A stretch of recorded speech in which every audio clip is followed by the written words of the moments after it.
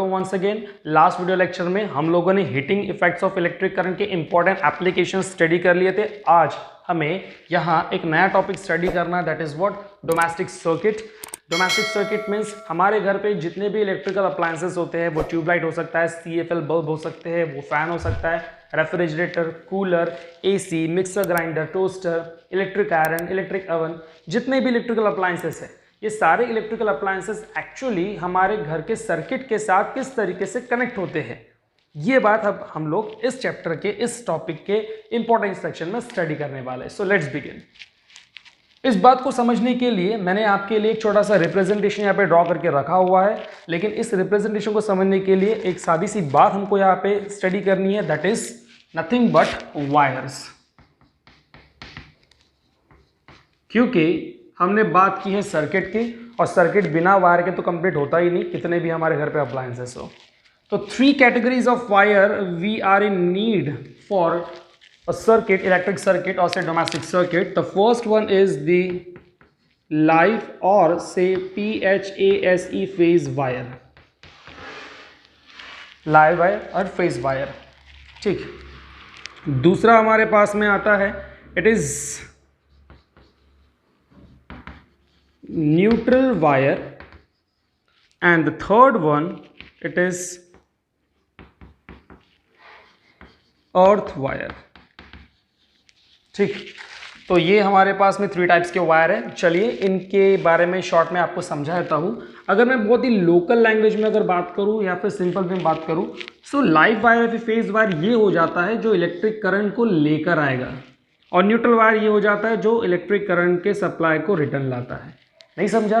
देखिए भैया, last class में जो applications of heating effect of electric current हमने स्टडी किए थे, इसमें ना हमने एक इलेक्ट्रिक बल्ब को स्टडी किया था।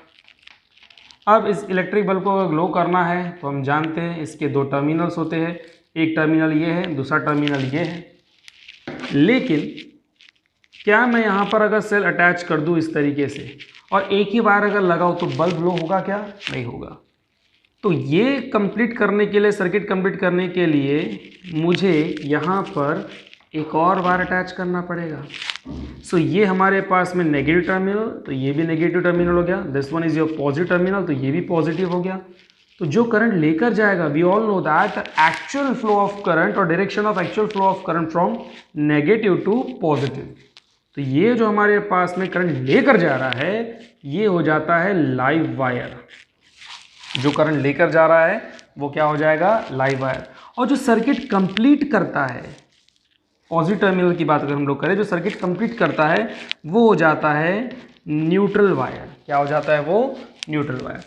और क्योंकि ये 2 टर्मिनल है, 2 टर्मिनल के बीच में होता है भैया पोटेंशियल डिफरेंस। तो अगर हम लोग डोमेस्टिक सर्किट, इंडस्ट्रीज की नहीं, हम डोमेस्टिक सर्किट की अगर बात करें, तो इन दोनों के बीच का जो पोटेंशियल डिफरेंस होता है न्यूट्रल वायर और फेज वायर के बीच का, ये होता है 220 volt to 250 volt.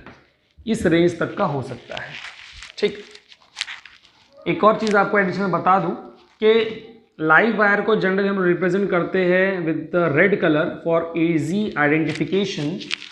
Neutral wire के लिए हमारे पास में मल्टीपल कलर हो सकते हैं, वो हो सकते हैं ब्लू, वो हो सकते हैं येलो, वो ब्लैक भी हो सकता है। लेकिन अर्थ वायर के लिए स्पेसिफिकली होता है ग्रीन कलर। इसके बारे में हम लोग आगे बात करेंगे।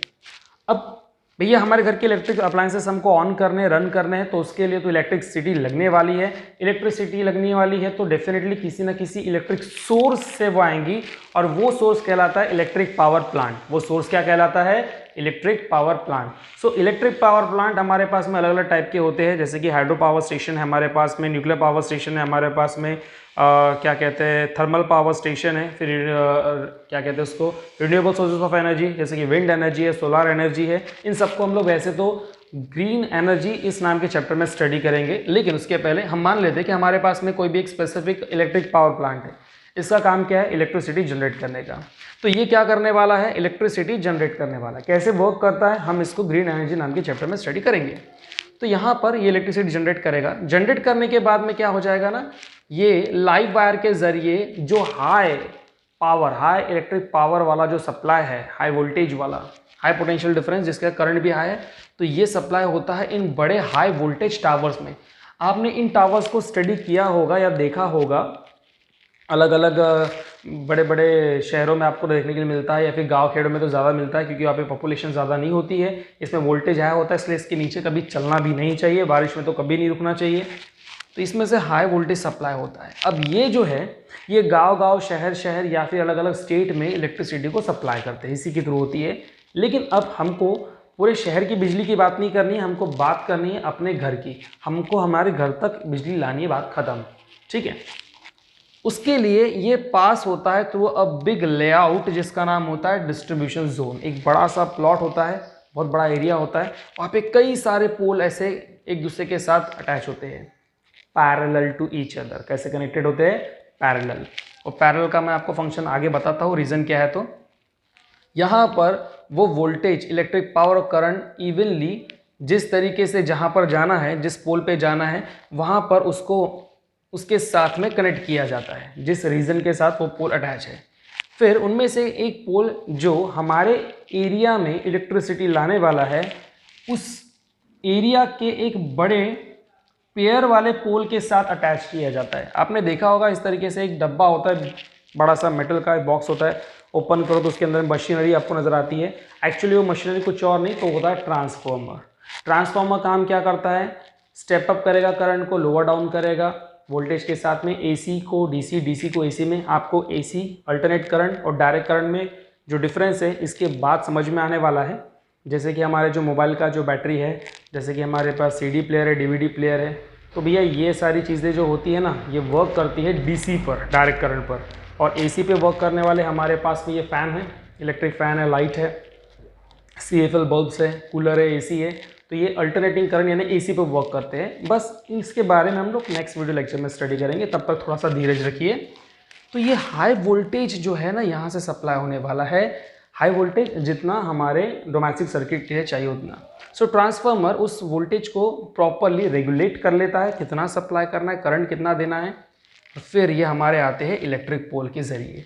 आपको नज़र आ रहा होगा कि हमारे पास में यहाँ पर देखिए अलग अलग तार नज़र आती है। तो वो एक हो सकती है, 2, 3, 4 हो सकती है। तो एक के नीचे एक जो तारें होती है ना, एक के नीचे एक, ये दूसरी, ये तीसरी, ये लाइक दिस। तो ये होती है फेज। ये क्या होती है? Phase means live wire. और उसके साथ एक ब्लैकिश कलर की वायर उसके साइड में, साइड से, not in the same line, उसके साइड में चलती है एक वायर। तो साइड वाली वायर जो होती है ना, that is nothing but the neutral wire. वो न्यूट्रल होती है, ठीक है। तो यहाँ से अब इलेक्ट्रिक सप्लाई आया। अब हम आते हैं अपने घर के तरफ। हमारे घर में लगा हुआ है मीटर, जिसकी बात हम लोग कर रहे हैं, domestic circuit, sorry domestic meter. तो ये जो फेज वायर है ये आया हमारे इस इलेक्ट्रिक मीटर में। कितना पावर हमारे घर पे आ रहा है, कंज्यूम हो रहा है, वो इलेक्ट्रिक मीटर यहाँ पे रखने वाले रीडिंग के साथ में कैलकुलेट करता है। हम जानते हैं क्या होता है भैया यूनिट इलेक्ट्रिक पावर का, commercial unit kilowatt hour, उसी को हम लोग कहते हैं यूनिट। उसी को हम लोग क्या कहते हैं? यूनिट। यानी कि इतनी यूनिट इलेक्ट्रिसिटी आज हमारे घर पे जली हुई है। उसके बाद ये पास होता है इलेक्ट्रिक फ्यूज से। Electric fuse applications of heating effect of electric current में हमने स्टडी किए हैं। तो इलेक्ट्रिक फ्यूज का एप्लीकेशन आपको पता है, हम इसको स्किप करते आगे बढ़ जाते हैं।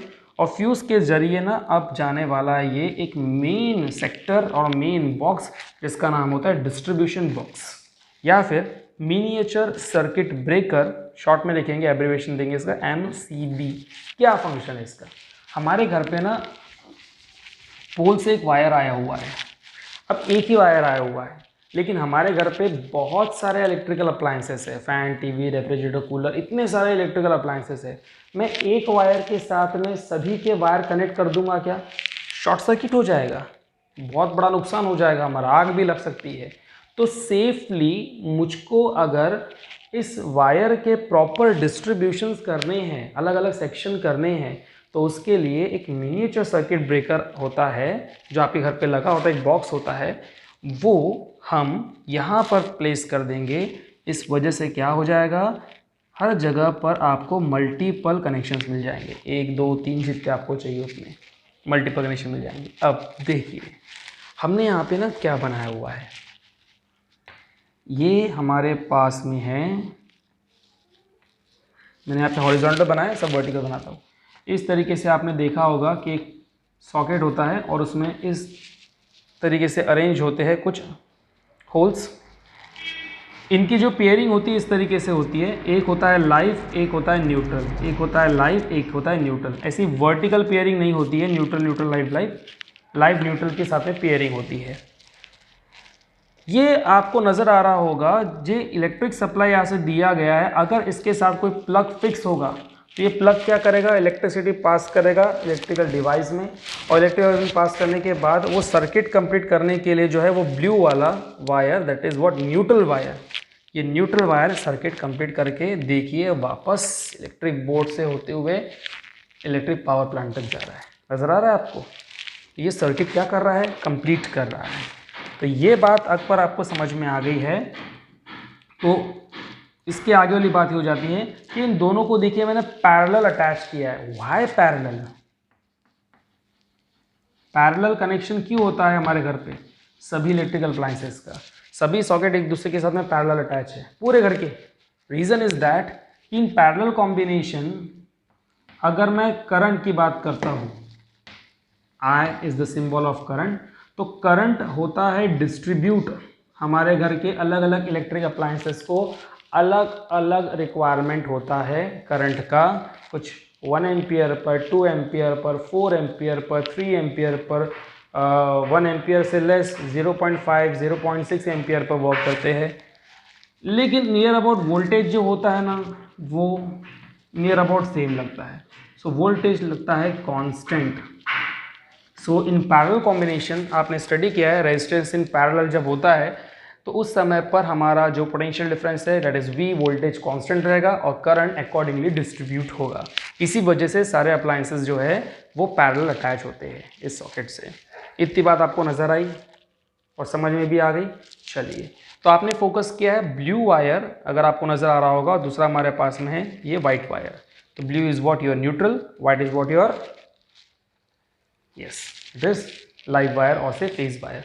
अब आती है हमारे पास में बात कुछ खास अप्लायंसेस की। हमारे घर पे इलेक्ट्रिक आयरन है,